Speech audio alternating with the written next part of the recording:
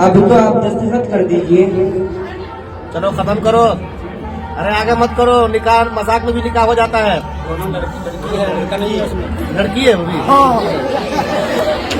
खुशी की दोनों लड़की है, नाबालिग है, बच्ची है, ताकि आप मुफ्ती साहब एक अच्छी बात बताएं कि हंसी मजाक में भी निकाह हो जाए। दस्तखत कर दीजिए। अम्मी तस्कीन को बुलाइए ना। तस्कीन तुम्हें बुला रही है। जी, पूछो अब्द के माने क्या है। यास्मीन पूछ रही है ये अब्द के माने क्या है। निकाह के अनाउंसमेंट को अब्द निकाह बोलते हैं। बेटा मैं कल उसके सही माने पूछ के बताऊंगा। पहले आप यहाँ दस्तखत कर दो, वहाँ लोग इंतजार कर रहे हैं। अंकल, उसूल की बात है ना, बिना अच्छी तरह समझे बगैर कैसे दस्तखत कर दे। जिंदगी भर का जो सवाल है। अरे बेटा, एंड वक्त पे क्या ड्रामा लेके बैठी हो तुम? लोग क्या कहेंगे? ये सवालों का वक्त नहीं है। दस्तखत कर दो बेटा। अम्मी, अब्द के असल माने मालूम करना जरूरी है। इस लड़की का हालात मुझे कुछ अच्छे नहीं लग रहे। अंकल, आप जरा कारी साहब को बुला दीजिए ना प्लीज। देखो यास्मीन, तुम दुल्हन हो, दुल्हन को जैसे बड़े बोले वैसे सुनना पड़ता है, वरना बहुत बदनामी होगी। ठहरो, मेरी बेटी एजुकेटेड है, ये कोई बात बगैर गौजी के नहीं कहती। कोई ना कोई अहम बात होगी, वो इसलिए पूछ रही है। रुको, मुझे काजी साहब को बुलाने दो। जी, मर्द को औरत में कैसे बुलाए? मर्द तो यहाँ पहले से है, क्या ये मर्द नहीं? काजी साहब, क्या आप 2 मिनट के लिए अंदर तशरीफ लाएंगे? या अल्लाह। अस्सलामु अलैकुम व रहमतुल्लाहि व बरकातुहू। काजी साहब, बच्चे दस्तखत करने से पहले कुछ पूछना चाहते। हाँ क्यों नहीं, पूछो बेटा क्या बात है। कारी साहब, अभी अंकल यहाँ पर आए और पढ़कर सुना गए। वहाँ चांदी की अंगूठी और सोने का हार, पता नहीं क्या क्या बोलते, क्या यही अपने निकाह है। हाँ बेटी, इसी को अब्द निकाह कहते हैं। एतराज ना हो तो एक सवाल पूछूं? हाँ बेटी जरूर पूछिए, जो भी है साफ साफ बताना चाहिए। अगर आपको इस हफ्ते निकाह में कोई एतराज है तो निकाह बातिल हो जाता है और हम सब गुनाहगार हो जाते हैं। नहीं नहीं, ऐसी बात नहीं है। मेरा सवाल ये है कि अब्द के माने क्या है। इसके माने तो बहुत मामूली है। नहीं, ये मामूली बात नहीं है। आप मेहरबानी करके मुझे अब्द के माने बताइए। इसके माने तो बहुत सिंपल है, एग्रीमेंट एंड कॉन्ट्रैक्ट। ये मुआहिदा है, अंडरस्टूड मुआहिदा है। ये लफ्जी माना है। इस्लाही माना जो होती है, दोनों तरफ के लोग टर्म्स एंड कंडीशन तय करते हैं। अभी आपने जो पेपर दस्तखत के लिए भेजे थे, वो आपके निकाह है। हाँ हाँ, इसमें शक की क्या बात है। क्या वो मुकम्मल अब्द है? हाँ हाँ, आप मुझे खुलकर बताए, आपको अपने निकाह पसंद नहीं? नहीं नहीं, इसमें आपकी कोई गलती नहीं। गलती तो उस सिस्टम की है जो हमारे बाप दादा के जमाने से चला आ रहा है। अच्छा, ऐसी क्या गलती जो हमको भी नहीं मालूम? इस लड़की के आसार मुझे कुछ अच्छे नहीं लग रहे हैं। ये लड़की आज हमारे बाप दादा को कोस रही है, पता नहीं कल को क्या करेगी। मुजफ्फरपुर में भैया को जल्दी बुलाओ।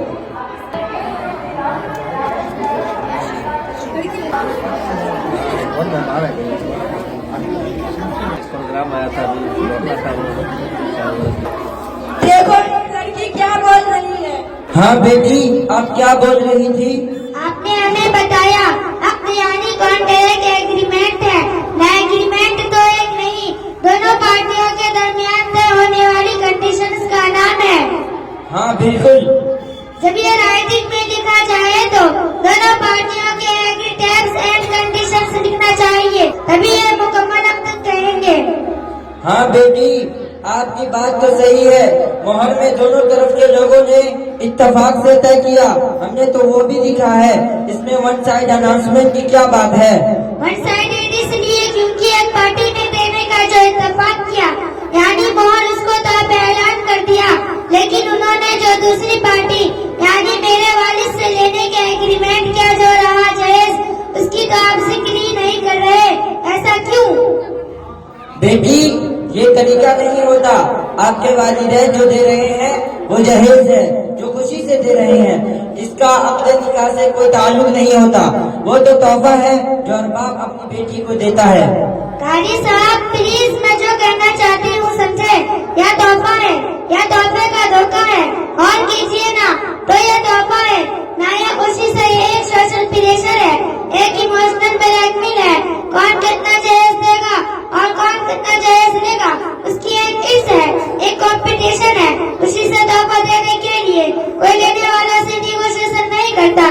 बीच में बातचीत के लिए चार मीटिंग नहीं होती, बीच में ब्रोकर्स और दलालों की जरूरत नहीं होती। खुशी से जो तोहफा दिया जाए वह इंसान अपनी असलियत से देता है। तोहफा देने वाले उस खौफ में नहीं जीतेंगे। अगर दामाद के घर वालों के मुताबिक न हुआ तो उनकी बेटी की जिंदगी खराब हो सकती है। तोहफा जरूरत का सामान हो सकता है, जोड़े का रस्म, गाड़ी, इलेक्ट्रॉनिक और 500 मेहमानों का मयारी खाना तोहफा नहीं होता। यह चीजें चाहे मोहर हो या जहेज, जब ये चीजें दोनों पार्टियों के दरमियान हर नेगोशिएशन तय होती है तो उसे वक्त में लिखना चाहिए, तभी ये कॉन्ट्रैक्ट वक्त कहलाने के मुस्तहिक है। वरना एक पार्टी जो दे रही है उसे बड़ी शान से सबके सामने ऐलान करना और दूसरी पार्टी जो इतनी मुश्किलों से दे रही है उसे नजरअंदाज कर देना, क्या ये आपका खिलाफ नहीं है? क्या ये नाइंसाफी नहीं है? बोलते आप सब जानते हैं, फिर आप अनजान बन रहे हैं। क्या ये नाटक नहीं? हाँ है, ये नाइंसाफी है। वाकई ये हमारे बाप दादा के जमाने से चली आ रही है, लेकिन हम क्या कर सकते हैं? कारी साहब, आप ये सबक में निकाह में लिखे क्यों नहीं देते? यही तो उसूल है। हम जो दे रहे हैं वो भी लिखना होगा, वह जो दे रहे हैं वो भी लिखना होगा। पागल हो गया है क्या? हथकड़ी लग जाएगी। मालूम है कि जहेज लेना गैर कानूनी है, कानून के खिलाफ है। अगर नैतिक में दे देते तो हम हिंदुस्तान के कानून एनडीटी और डीएन के तहत अंदर हो जाएंगे। अब्दुल समद साहब, कानून की बात तो दूर की है, पहले तो जहेज और यहाँ का खाना दोनों कुरान और सुन्नत के खिलाफ वर्जी है। ये इसराफ है, ये रिश्वत है जो कि हराम है। इसके देने वाले और देने वाले दोनों जहन्नमी हैं। दुल्हन वाले ऐसी चीज देते ही क्यों है जिसकी नसीब नहीं दे सकते? तो दूल्हे वाले ऐसी चीज लेते ही क्यों है जिसकी नसीब दे नहीं सकते? अगर ये ऐसी रिश्वत है जिसको अपने निकाह में लिख नहीं सकते, उसको छुपाना पड़ता है। मैं इन सब चीजों को गैर अखलाकी समझता हूँ। मैं ऐसे जहेज को हाथ भी नहीं लगाऊंगा, मुझे कुछ भी नहीं चाहिए। माशाअल्लाह, माशाअल्लाह। अगर आप वाकई जहेज नहीं लेंगे तो आप बहुत बड़े गुनाह से बच जाएंगे। सिर्फ आप ही नहीं, आपके माँ बाप और हम सब तमाम गवाह बनने वाले एक बहुत बड़े गुनाह से बच जाएंगे। अरे बेटा, ये कैसे हो सकता है? मैं तो सब कुछ खरीद भी चुका हूँ और सब कुछ दे चुका हूँ। मेरी तो एक ही बेटी है, वो कहाँ जाएगी? मैं सब कुछ अपनी बेटी की खुशी के लिए कर रहा हूँ।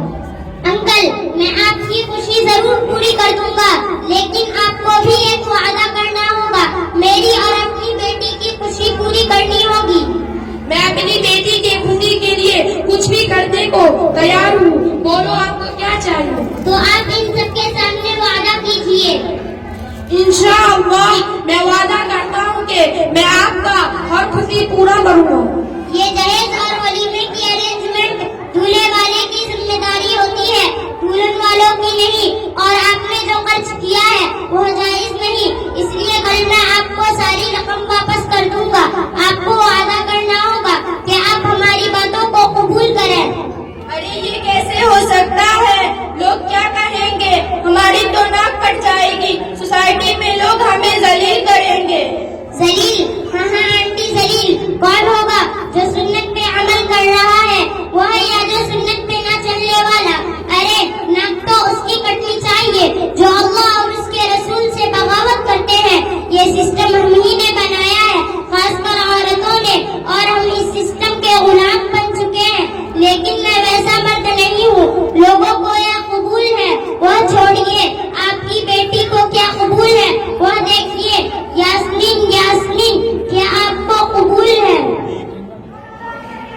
चलो अब यही खत्म कर दो। हाँ मुझे कबूल है। अरे यही खत्म कर दो इसको।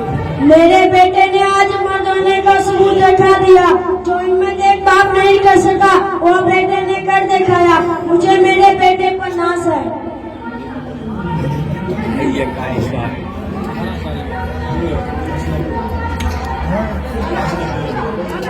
बेटी अब तो आप दस्तखत कर दीजिए। चलो खत्म करो। अरे आगे मत करो, निकाह मजाक में भी निकाह हो जाता है। लड़की है वो भी। अल्हम्दुलिल्लाह, शादी मुबारक हो अब्दुल समद साहब।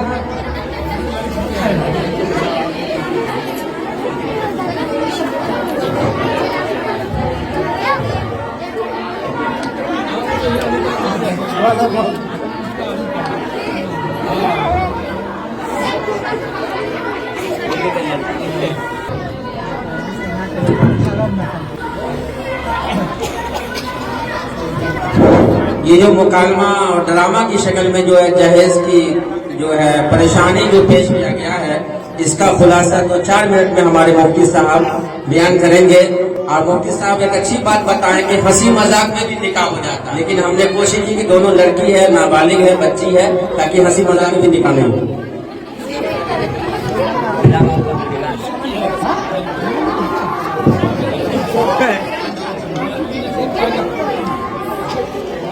गार्जियन से मैं ये कहना चाहूंगा कि अभी हम लोगों ने जो मुकाबला देखा, ये सिर्फ हंसी मजाक के लिए